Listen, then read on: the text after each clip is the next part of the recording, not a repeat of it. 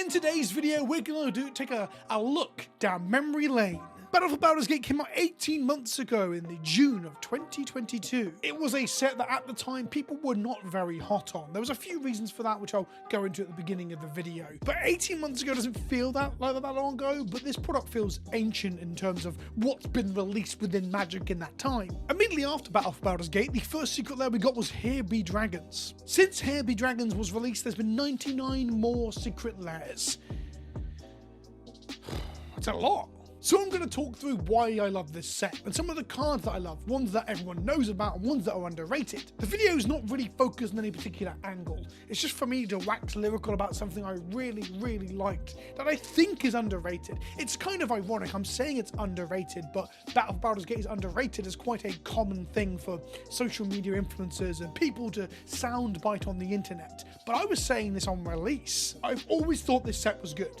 And I was also incredibly biased because Baldur's Gate 2 is one of my favourite games of all time. Turns out Baldur's Gate 3 was also one of the greatest games of all time. So Baldur's Gate's got a good bit of prestige, a good bit of pedigree to it. If you're looking to pick up single or sealed product, use the link in the description below to coolstuffinc.com and get 5% off your order by using the code KENOBI at checkout. And anything that you pre-order or order from Markov Manor, it's not called Markov Manor, it's called Murder at Karlov Manor. I'll always get that wrong. But either way, you'll get one of these Orc Army tokens that are like a depiction of me saving you from the Orc Army tokens. The best way to beat an Orc Army is with an Orc Army. And I've often got Battle for Baldur's Gate as a giveaway or for sale on my Whatnot streams. I stream twice a month doing auctions, giveaways. All auctions start from a singular £1. If you use the link in the description below, you get £10 off your first purchase. That's free real estate. Here we are, Battle for Baldur's Gate is like a comfort blanket for me. The set was a multiplayer focused set, so it was something that was designed that you would draft in pods and then break out and play 4-player games of Commander with. This was not new, this was done with Commander Legends in the past. The full set name, by the way, was Commander Legends Battle for Baldur's Gate. This meant that all the packs were 20 cards each, and the game was designed around multiplayer, just to give you an idea as I talk about the limited environment going forward. And that's an important point, the Commander Legends name. We should talk about that real quick. Commander Legends was a set prior to this that was a year or two before. That was a Commander-centric draft environment with a lot of Commander-focused cards in it. Jeweled Lotus first showed up in this set. So when it came to Battle for Baldur's Gate, people expected it to be Commander Legends 2 because it had Commander Legends in the title. The expectations were set unfairly because Battle for Baldur's Gate wasn't designed to give you Jeweled Lotus reprints and Jeweled Lotus 2.0. It actually didn't have a lot of the reprints that people wanted. I still argue to this day Wizards could have been a bit preemptive and put Dockside Extortionist into this because it so much fits the flavour of Athkatla, Faerun, and Baldur's Gate itself. It would be really cool if there was like an intelligent goblin character on the docks of Baldur's Gate 3, which was a Dockside Extortionist, as almost like a reference back to Magic. Because don't forget, both of these things are Wizards of the Coast properties. That would have been a really cool like Easter egg, if you will. On top of all that, the other reason that people were unhappy about this set was that whilst this set was about to release, we started to get previews for Double Masters 2. Double Masters 2 being a premium expensive set that ended up having a lot of the reprints that people wanted in this set in it. When you've got a set coming up with Mana Crypt, Force of Will, Doubling Season, Mox Opal, Chrome Mox, Swords of X and Y, Psych Rift, Blightsteel Colossus, and of course there were legendaries that couldn't really fit into D&D with like Kali of the Vast, Stoneforge Mystic, Atraxa. But you can see why people were like, well, I might as well just save my pennies for Double Masters. I've also heard that the surveys that go out to ask how people felt about things, the ones that ask questions specifically about Baldur's Gate, went out after Double Masters just released. So people were really soured on Battle for Baldur's Gate in general. The set was done very dirty by Wizards. I've done videos on this in the past, I will always bang that drum, but let's move on. Let's talk a bit more positively. We're going to scroll through just the sequential cards here. So there's 361 cards in the set and in boosters. And already we come to one of my favourite cards in the set, Abdul Adrian Gorian's Ward. Abdul Adrian Gorian's Ward's a 5-mana 4/4 legendary creature human warrior. When he enters the battlefield, exile any number of non-land permanents you control under him and make a 1/1 soldier token for each permanent exiled this way, and those permanents come back when he leaves. I love Abdul because I love to flicker him and it makes lots of soldiers. I get the ETBs of the things that are under him. So one Restoration Angel flickering Abdul can reset a lot of permanents. I played this deck on stream, I think. I played it on EDH Hijinks at 1.2. I love this deck. At one point I will put the deck onto Moxfield and put it in some videos and stuff, but Baldur is my absolute favourite flicker commander. And the great thing about him is that you can play him as mono white flicker, blue white flicker, black white flicker, because he's got chooser background, which I'll go into more as we come to the backgrounds in a moment. But this is one of my favourite things about this set. It was a perfect pivot and sort of twist on the partner mechanic of old, but more on that in a moment. In white, of course, we should also mention Ancient Gold Dragon. All the dragons were sick. There's one in each colour. They're all big flyers. They're not legendary. They are elder dragons, though. And when they hit your opponent in combat, you roll d20 and do a thing. The white one actually makes 1/1 blue fairy dragons. I actually had this in limited at Command Fest Orlando of the year after this came out, or the few months after this came out, and I got to hit somebody and roll a natural 20 with this card, and I made 20 fairies, and it was just, oh, that's the kind of moments you remember. And then there's Archivist of Ogma here, a 2-mana 2/2 that whenever your opponent searches a library, you gain 1 life and draw a card. Archivist of Ogma is an example of the changes they've made to white's colour identity. In this case, it rewards you for your opponent doing things that are getting them ahead. It's not a punishing effect as such, it's kind of giving you an advantage for your opponent playing the game, disincentivizing them to play the game in certain ways. This set is actually a really good sort of I don't know if it's the exact point, but it's definitely a line in the sand you could draw for where white got all of its shifts and changes in its colour identity that Gavin Verhey detailed the year before, when people like myself were saying that white just wasn't very good in Commander or some 1v1 formats too. You'll see it on the commons and uncommons especially. Let's see if I can find one to give you an example here. Where are all the flickers? Here we go. Githzeri Monk. Enter the battlefield, flash creature, taps on your opponent's control creatures. It's kind of a flash combat trick on a body. Reshu Chringa, this thing has a flash 2/2, it saves one of the creatures. This is an alteration of an old flash lion from Time Spiral block. So this isn't new, but this is the kind of thing they're adding here. And more cantripping creatures as well with Roving Harper. I think that's probably one of the reasons I love this set so much, is that white is just actually a really interesting colour in terms of at every level as well. Normally it's only the rares and maybe a few of the uncommons in a lot of sets, or up until this time anyway. But some of the commons and uncommons are so fun in this set. Here we go, your temple is under attack, which is an example of a thing they did in this set as well, where they had things your DM would say to you in Dungeons & Dragons. Don't forget, this is the second D&D set. The first one, Adventures in the Forgotten Realm, had already happened, and it was fun, but it didn't quite tickle my stink like this one did.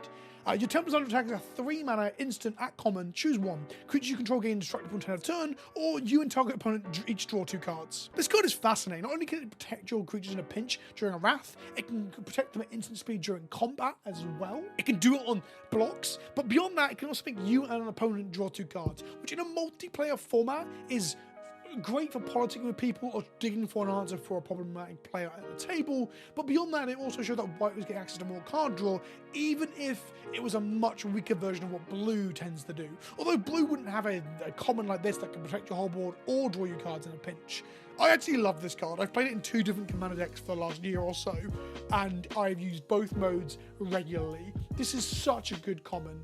Fucking A+ design. So we should stop and do a White Plume Adventurer while we're here. 3-mana 3/3 ETB, take the initiative. At the beginning of each opponent's upkeep, untap a creature you control. If you've completed a dungeon, untap all creatures you control instead. Let's talk about the initiative, shall we? The initiative happens on an ETB trigger, and then it triggers again in your upkeep to keep taking the initiative. It also triggers to take the initiative when you do combat damage to someone who's already got the initiative. So it's similar to the Monarch in that way. It's designed to encourage people to go to combat, which is great in a multiplayer environment, so it's a very good thing to encourage people to take actions and end games of Commander, which we all know can be a problem. Commander Legends 1 was actually accused of being a very slow format and a bit of a slog. I think there are more Wraths, I haven't checked the numbers, but there's more cards that clear the board and clear the way in this set, and cards to interact with them too, like Attack the Temple that I just mentioned. But that allows you to actually stop the board from being gummed up and get a game towards ending. Wraths sound like they should slow the game down, but sometimes clearing the board and starting afresh can get a game towards its end. And then mechanics like Initiative encourage people to hit each other. Initiative and Goad being 2 innovative designs in recent time that encourage people to actually attack each other, even if you're new to Magic and it feels mean to go after someone. When you take the initiative, you delve into a dungeon. So it's a take on the dungeon mechanic we saw in AFR, Adventures in Forgotten Realms. The first pip gets you a land, and then you get some encounters, or you ping your opponent for 5, make a treasure, draw a card, and then ultimately, when you actually complete the dungeon, the last room that you move into allows you to dig through your library for a creature, put it to play, give it counters, give it hexproof. It's very good. So there's 2 points I want to mention about the initiative here. It's upsides and downsides. So firstly, I actually think the initiative is a very fun mechanic. Like playing a game of Commander when someone's got the initiative and you're taking off people is actually super sweet. And in the limited environment, it's incredible, both for encouraging combat and just making the game interesting. However, we have to acknowledge the bloat of Magic in the last few years. Doing this on top of like dungeons that only happened a year or so earlier with AFR means that we went from having, was it 3 dungeons in AFR to then a 4th one only a year or so later, and it made me panic and think, holy shit, we're getting a dungeon every other year. Are we going to get to like 2025, we're going to have like 8 dungeons, 9 dungeons that can all be accessed via varying dungeon mechanics? Whenever you take the initiative and at the beginning of your upkeep, adventure into the Undercity. If you're in a dungeon, advance to the next room. So if you're in one of the other dungeons, from entering the dungeon from an enter the dungeon card from AFR, you go to the next room. If you're not, you enter the Undercity. Can you see how these they play together, which is good because it means they're not parasitic. When I say parasitic, I mean it's a design thing that just sort of eats into itself and only works in itself. It's a weird way of describing it that Wizards have always used, because parasitic doesn't really mean that in real life. But in this circumstance, it means like sort of insular and not playing with other toys, which makes it a mechanic that tends to get forgotten, like most of the stuff in original Kamigawa. But as you can see, it kind of adds layers of complexity. And that complexity in a normal game of Commander can get a bit absurd. I've played games of Commander where the initiative is in play, someone's out in a dungeon, contraptions are online, someone's the ring bearer. And once you start to put all of these into the same game, you make Magic, which is already probably the most complicated board game or tabletop experience in history, especially with 4 players involved, and you just push it to 11. So as much as I really like the initiative mechanic, especially isolated within the limited environment of playing Battle of Baldur's Gate, and if you're watching this, I'm going to recommend you buy a booster box of this and try and get a draft going at your local store with your friends on at your local Commander night, because this is so much fun to play as a Commander alternative. But on top of all that, when it comes to these mechanics that are designed for a multiplayer environment to encourage people to attack, they can be a bit too good in 1v1. White Plume Adventurer and Seasoned Dungeoneer, which the latter of those two was in the Commander product for this set, both of them ended up really fucking up Legacy. It was very easy just to turn one White Plume Adventurer and that would just take over the game off of like an Ancient Tomb and a Lotus Petal, for example. Both the cards themselves have extra text on tapping your creatures, gives you protection from creatures, allowing you to really clock out your opponent, especially with the 5 life loss that the Undercity gives. It was good enough, or so good in fact, that White Plume Adventurer got banned in Legacy. Both cards are really fun, and the deck was for the most part fun, but it was too good, way too good. I say it fucked up Legacy. It didn't fuck up Legacy as much as I say Oko did. Caves of Chaos Adventurer, which is also in the set, still sees play in the Prison deck, and the Prison deck is still playing this card. There's also a green one as well that's still a little bit of play. The point is that this thing is designed to give you an advantage in a 4-player environment where people can gang up on you and you have 40 life to begin with. In a 1v1 environment with only 20 life, it's just way too pushed. And that's a downside of these Commander products, that they make changes to non-Commander sets. But ultimately, I would rather have an influx of new and interesting cards than have nothing into those formats entirely. It's a balancing act, and I think they've been testing the waters on where they can go with it. This, the Monarch, and similar have all had impacts from Pauper and Legacy. It's a tough one to balance, but I'd rather they experiment than didn't do this at all, although I think the experimentation was a bit too regular and too common in the past, and I think they have slowed down with it. Props to them for that. In the blue, we'll talk about backgrounds now. Candlekeep Sage. Oh, actually, before we do that, I just want to mention Blur. 3 mana, exile target creature, return to the battlefield and draw a card. I get to flicker one of my things for value and draw a card. Holy shit, sign me up. It's still in my Abdul Adrian deck. My Abdul Adrian deck was built from just a box of this set originally, and I modified it after every game. I was allowed to change 2-3 cards each at the Command Fest and going forward after that. And Abdul Adrian is probably one of my favourite commanders of all time, up there with Bernard, up there with Tertiova, up there with Niv Mizzet the Firemind. And Blur is just mwah. Just a simple design. I don't think this is unique to this set, because this could have been any set really. But just let me draw a card and flicker a thing, okay? Candlekeep Sage is my background of choice for Abdul. Whenever you a commander creature you own enters or leaves, draw a card. So when you flicker it, you get to draw 2 cards. But let's talk about backgrounds in particular. Battle of Baldur's Gate allowed you to have characters that could choose a background. So when you select them to be your commander for your deck, you need to pick one background to go in the command zone with them, which essentially gives them a second color, so it gives you some modularity, some customizability, which is very good for the limited environment. That allows you to play all sorts of decks, or begin building towards one thing and pivot into a second color when you find another background in a pack. But also in the constructed environment, it allows you to mix and match and make different decks to what other people are making, and it gives each of the commanders a whole lease of life that's completely different to, I say completely different, is sizably different to what someone else might come up with that deck. I think this customizability is great in reflecting the customizability of tabletop characters in D&D. It is very much a mechanical home run for theme and flavour. Of course, the point I'm making of customizability and mix and matching can be used to describe old partners. I've complained at length about partner in the past, and I still hold that it was a mistake. The partners tend to be just too good. They give you access to 4 colours, they give you 2 creatures in the command zone, which are both creatures that can attack and often have good abilities, and thus having 2 cards in the command zone is often just better than having 1. Simply by virtue of meaning that when you start the game, you have 7 cards in hand, 2 cards in the command zone, you have access to 9 cards when most people don't. Part of the reason why Companion's so strong. Only part of the reason.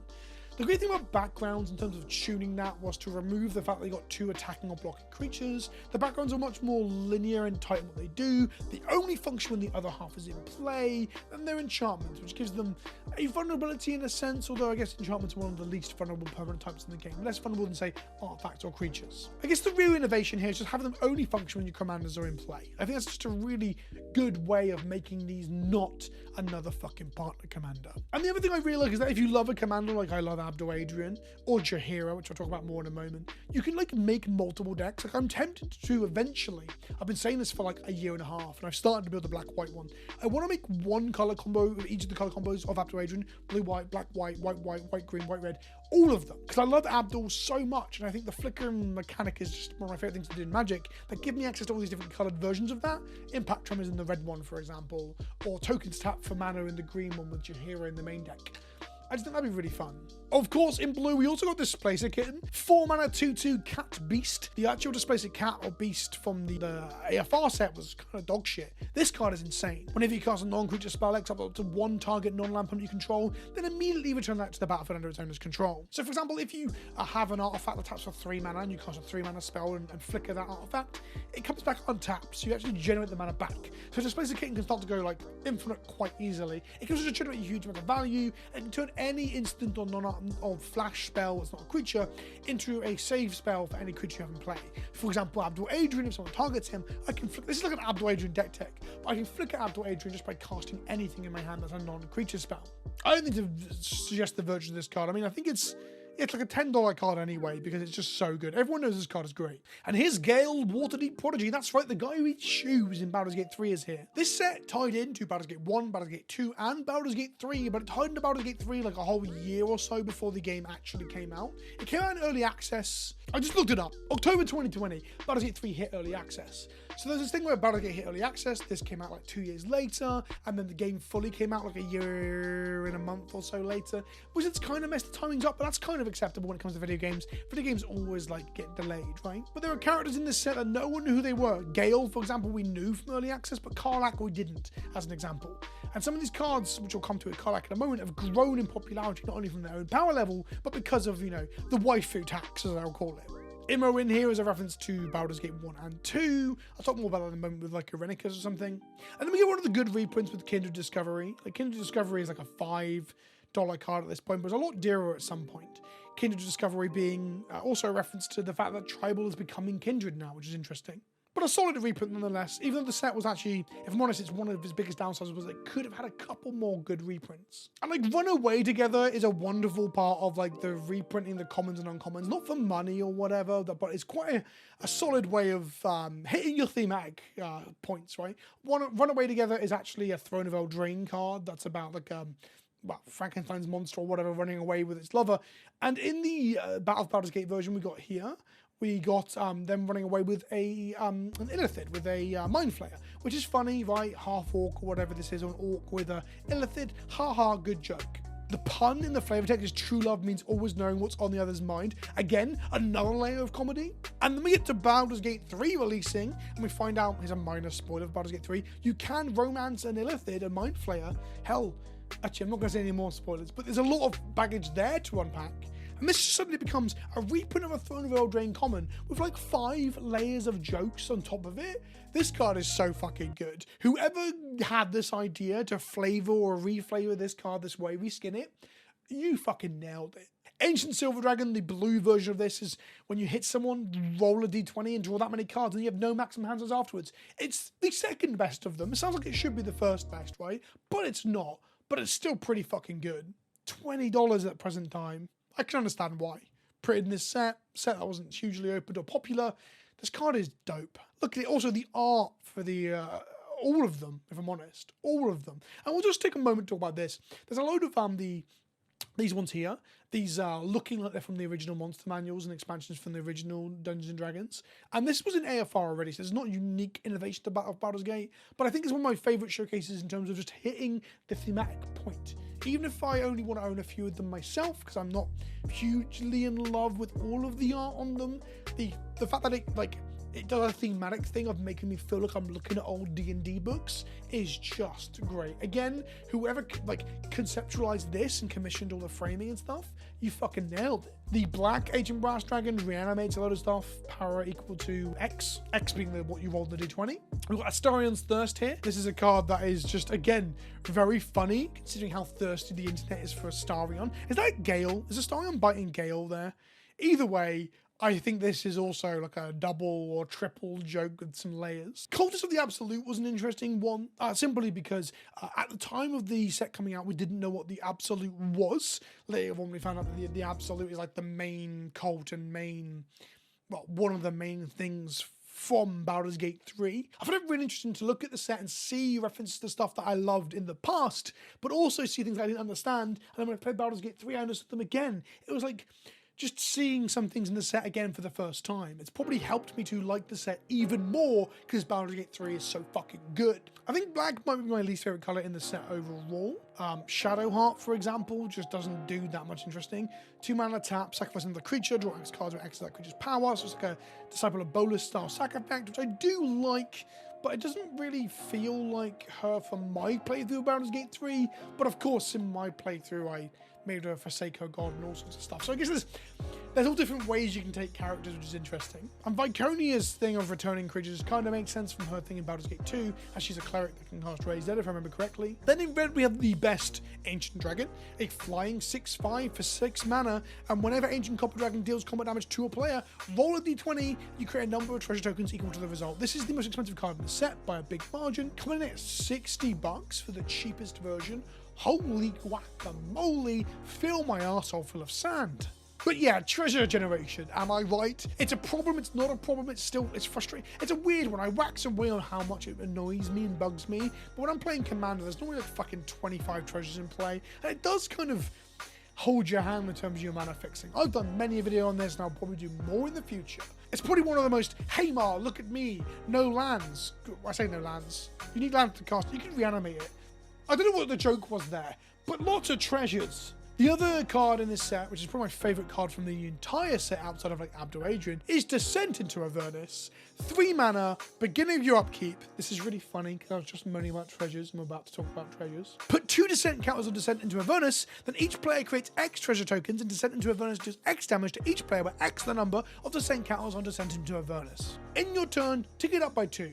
Everyone gets treasure equal to the number that's on it, and then everyone takes damage equal to the numbers on it. The game is officially sped up. I love red enchantments that give the game a sense of urgency. That makes everyone think, holy fuck, I should probably do something. And this gives you the mana to cast your spells and get the game going, but also shoots everyone down. And it grows. No one ever wants to remove it. The treasures are too good. But help me, it suddenly shoot me in the dick for 10 damage. It's only a couple of dollars as well. I think this is like hands down both a card that everyone talks about being good, but somehow is like not worth anything because not enough people are buying it. Weird. Center of Runners is a weird one. Gut, True Soul Zealot was a card that I completely did not give a shit about in this set at all. And then Rob built a deck that was pretty sweet that I played with him at Command Fest London. And then turns out this card when put into Cube on Modo is like one of the best cards in the Cube. Being able to make 4/1 menaces out of your like random shit like treasure tokens is very good in a 1v1 environment, especially in Limited. And then we've also got 2 other cards here. Ingenious Artillerist, which I think was first put in it. It was. 3 mana, 3/1, whenever one or more artifacts enters the battlefield under your control, it does that much damage to each opponent. This, with some treasure, I love a ETB ping someone. Impact, Tremors, all that jazz. Perforos, sign me up. I love to just like pew pew pew pew pew the shit out of people. And a Genius Artillerist does that when I make a shit ton of treasures. And beyond that, we've got Muscle Mummy as well. Karlach is one sexy muscle mummy from Baldur's Gate 3. A lot of people are into her as a waifu. And this card was $5 about for the longest time, for like 12 months after this set released. And then Baldur's Gate 3 came out, and overnight it became a $15 card. She's a 5-mana 5/4 that whenever you attack, if it's the first combat phase of the turn, untap all attacking creatures. They gain first strike until end of turn. After this phase, there's an additional combat phase. Extra combat steps is good, and she has the background mechanic. But I do believe not only is I think the waifu element, maybe will look at her again and go, actually this card's pretty good, which I think could be the case with a lot of cards in this set. I think this set might be one of the biggest sleepers in terms of things that people will be buying on the secondary market for the next 5 years. Street Urchin is a background that pings people when you sack your stuff. So I play in Jaheira. There's a load of just nice little. It feels like I could find this stuff in a D&D campaign. Stirring Bard, Reckless Barbarian, Patron of the Arts, Popular Entertainer as a background. I love this stuff. Tavern Brawler is one of my favourite backgrounds from just a flavour perspective of my commander. They got their chops by beating the shit out of people down the pub. The Green Ancient Dragon, which is like, what, $10? It's probably my least exciting version of all the dragons, I think. Yeah, it's got my least favourite. It just puts +1/+1 counters on some shit, which is up to 2 target creatures, which is fine. But yeah, it's unexciting compared to the others. I guess that's why it goes on to up to 2 target creatures. I think I didn't realise that till reading it this moment. Guess that makes it a little bit more exciting. It's so funny that like old Gnawbones in AFR, this motherfucker, whenever a creature you control deals combat damage to a player, create that many treasure tokens. It's funny, it's like a precursor for the Ancient Red Dragon, but in a different color. I don't think green should be able to make this many tokens. I've said this before. I don't think Gnawbone should do this. I think even the stash card that makes your lands tap for treasures, I think that's a color pipe break to an extent. I don't think green should be able to store its mana in artifacts. It just feels wrong. A dragon being able to do this makes sense. It's weird that Ancient Copper Dragon just feels way more on point for what I imagine dragons and the dragon hordes would look like on a magic card. But yeah, this one kind of sucks. And in green, we've got my favorite commander from the set other than Abdor's coming up somewhere. Halsin. I didn't even realize that Halsin was in the set, who's a character from Baldur's Gate 3. Again, when I saw this, I just brushed over it, and then obviously post Baldur's Gate 3, now we're looking at it here, I'm like, oh shit, that's Halsin. Jaheira, Friend of the Forest.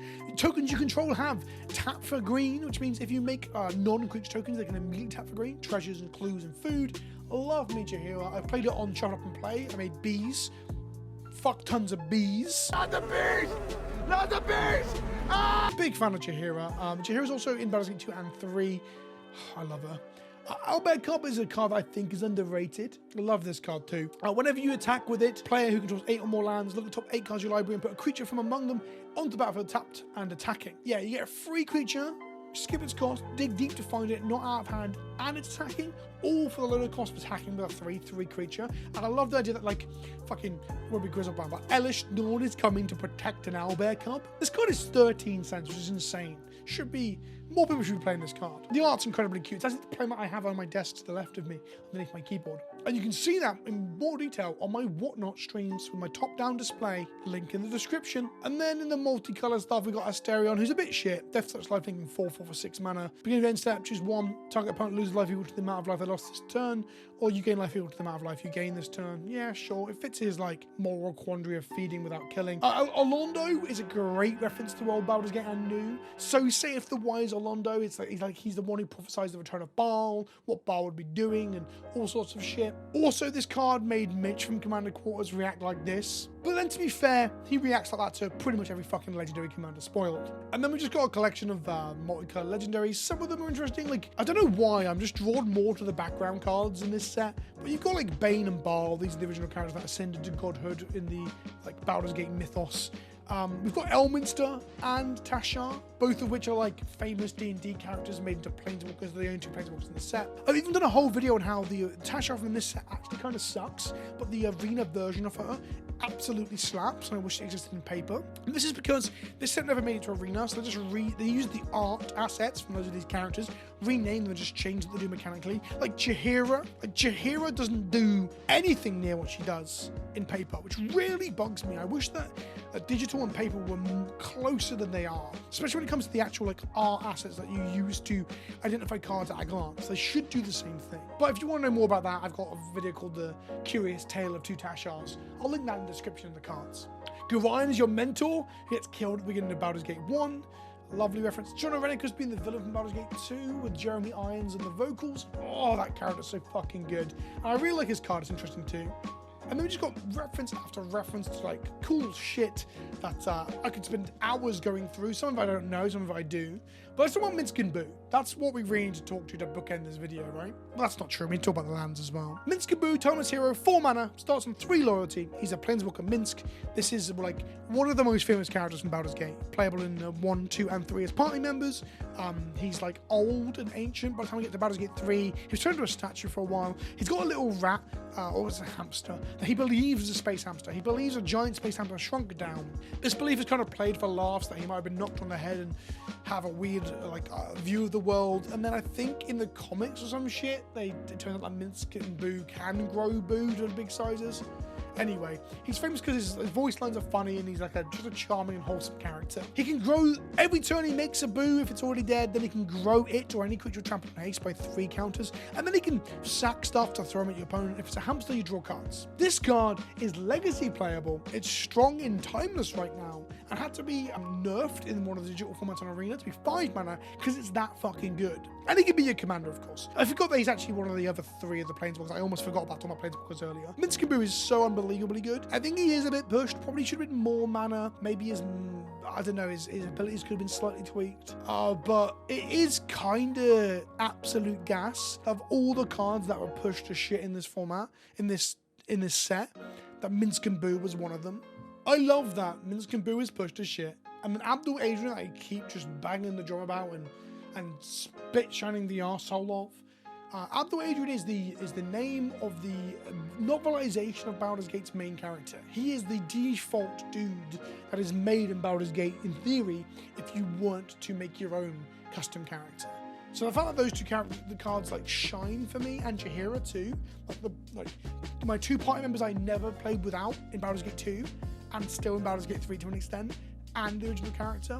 I don't know, there's something deeply satisfying about that. There's Tasha, who's, yeah, that's not about Tasha. We don't talk about paper Tasha here. And then we've got loads of like pretty cool and interesting like commons and uncommons in the artifact slot for the draft environment. A lot of them already existed. Like Nimblewrite schematic. Oh shit, I thought this was a card from a different set. Makes sense, Nimblewrite's probably from Magic, from D&D. Whenever it enters the battlefield, always put into a graveyard, make a 1/1 colorless construct.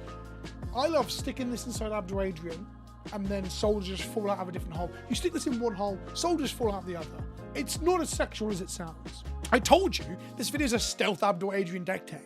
And then we got more gate support. You can't have a set with gate in the name without gates in it. Baldur's Gate, Black Dragon Gate for fixing. I love a bit of gate support. It's an archetype that I have a soft spot for because people are always so enthused when they gating people to death in Commander. But the real star of the show is the Battleborn lands. These are originally in Battleborn and they're called like the Commander or multiplayer land. I forget what people actually call them. I just call them the Battleborn lands all the time. They're basically very, very, very good for Commander and quite shit for multiplayer. This set brought these down to be a couple of dollars each. I actually picked up a load of these sometime last year when they were cheap. They're all creeping up to $10 again, and they probably will need a reprint at some point. But these cards are wonderful and a great reprint in this set. Unfortunately, they tended to be the only good reprint in the set, barring like Kindred Discovery. Maybe I'm missing one. Tell me in the comment section below if I'm missing one. But I've got nothing but positive things to say about the Battleborn lands. I think these cards are great. If anything, they should probably be in every single Commander deck of all time. But I also appreciate that it's nice when you open a pack and open an expensive land. I kind of enjoy that as an old school Magic player. So I don't hate that these are a draftable land, even if they would be an absolutely solid pick for all Commander mana bases for the precons. And then let's just quickly talk about some of the art assets in this set. Like the borderless Planeswalkers are all great. This Minsc and Boo is phenomenal. I fucking love it. The actual fat pack box for this set, if you haven't gathered, I fucking love this set. But the fact packs for this set has a Minsc art that's not used on either of the cards, but is used on the packaging. That is correct, right? I don't think that's the card art. Tell me in the comment section below. And then it's got the ampersand here, and it's just got Boo looking like an absolute legend. Oh fuck! What a cool box. The extended arts are pretty good. This old board, like I said, I don't really like a lot of the arts necessarily, but I do love that they exist. I love what it does in terms of just evoking that classic D&D. Etched foils are something that I used to hate and have grown on me. This set kind of improved it for me. And then I got really sold by the etched foil like promo Lotus Petal that got released as a store promo. That card is gorgeous. They also warp less, in my experience, which is nice. Oh, something I almost missed. There's a couple of commander cards. Black Market Connections, absolutely absurd. Recently reprinted. This card is worth money because it probably should be in every black deck. It's just best in class, 3-mana blacks, enchantment, better than Phyrexian Arena. And let's not forget Astral Dragon, an 8-mana 4/4 that has flying. But more importantly, when Astral Dragon enters the battlefield, create 2 tokens that are copies of target non-creature permanent, except they're also 3/3 dragons. This can enter the battlefield, make 2 doubling seasons. That's actually 4 doubling seasons because of the original doubling season. And before you know it, you made a number so big that you've shit yourself in fear. And Sarevok's Tome. I want to talk about this card from the command deck as well. This card has overperformed for me in every command deck I've played it in. It ETBs and takes the initiative. It taps for a colorless. If you've got the initiative, it taps for 2 colorless, which is immediately. Flickering it means you can like take the initiative multiple times. It's great in Abdul Adrian. And 3-mana tap, exile card on top of your library until you hit a non-land card. You may cast that card without paying its mana cost. Activate only if you complete a dungeon. If you take initiative enough, you get to play spells for free off the top of your library and it never whiffs, unless you have counter magic in your deck. Mwah! Sarevok's Tomb. Also, Sarevok was the main bad guy from Baldur's Gate 1. His card kind of fucking blows. So the fact that his tome, the knowledge that he gathered during his campaign of fear and terror, actually being a banger, it vindicates Sarevok a little bit, in my opinion. And we'll finish on an oddity here. Basic lands. Look at these. These are not full art, which is like the norm nowadays. And in some ways, it makes them kind of a little bit more special. And beyond that, some of the art is incredible. This swamp here by Petra Dura, fucking phenomenal. This island here, same artist. Oh, I love that. That's the bridge on the way into Baldur's Gate from Baldur's Gate 3. How can people not like these? You're Baldur's Gate 3 fans, right? I love all of this planes. They're all fantastic. But the great thing about them is that they've all got bits of flavor text that explain parts of the area around Baldur's Gate and parts of the mythos. For example, Worm's Crossing. As you gaze down upon Worm's Crossing, you hear distant cries of alarm and you notice that all traffic on the bridge has come to a halt, telling you of something that's about to happen, a battle, an incoming dragon or something. It's the little bit of flavor text, the little bit of description that your DM gives you before you get into a cool part of your D&D adventure. I just really like that. I miss having the old border and some like cool flavor text. I fucking love this. This set is up there in my top 5 sets of all time. I don't know if it's like my favorite set of all time, but it's one of. And I just wanted to share some of the joy it brings me and how cool some of the designs are and how wicked some of these cards are to play with and some of the choices that went into making this and how they make it a evocative D&D experience that also pays homage to the greatest video game computer game RPG series of all time, as well as the tabletop. I hope you've enjoyed this video. I hope it's given you some food for thought. If you want to buy any Battle for Baldur's Gate stuff from Cool Stuff Inc., link in the description below. Let me know what you thought of this video. It's like a new format. And if you enjoyed it and you want to hear more like this, let me know. I could probably gush about other things. Future Sight, Original Alara, Modern Masters 1, weirdly. There's loads of different sets that I would love to talk about in this sort of way that I will do if this video is successful. But of course, the title and thumbnail aren't dramatically negative, so this video might just absolutely fucking bomb. But I still want to make it, because I fucking love Battle for Baldur's Gate. I'll see you in the next one. Ta-ta for now.